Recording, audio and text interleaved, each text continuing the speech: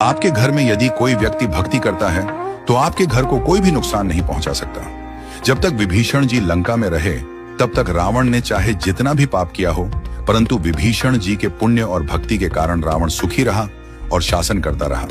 परंतु जब विभीषण जी जैसे भागवत वत्सल भक्त को रावण ने लात मारकर लंका से निकल जाने के लिए कहा, तब से रावण का विनाश आरंभ हो गया।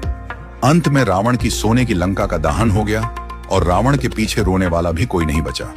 ठीक इसी प्रकार हस्तिनापुर में जब तक विदुर जी जैसे भक्त रहते थे तब तक कौरवों को सुख ही सुख मिला। परंतु जैसे ही कौरवों ने विदुर जी का अपमान करके उन्हें राज्यसभा से जाने के लिए कहा और भगवान श्री कृष्ण जी ने विदुर जी से कहा, काका अब आप तीर्थ यात्रा के लिए प्रस्थान कीजिए, कौरवों के विनाश का समय आ चुका है। विदुर जी ने हस्तिनापुर छोड़ दिया और उसी समय से कौरवों का पतन प्रारंभ हो गया।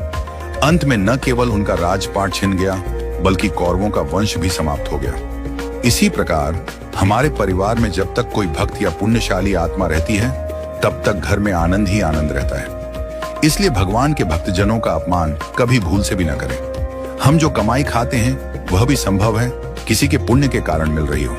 इसलिए सदा आनंद में रहें और यदि कोई भक्त आपके परिवार में भक्ति करता हो तो उसका अपमान न करें, उसका सम्मान करें और उसके मार्गदर्शन में चलने का प्रयास करें।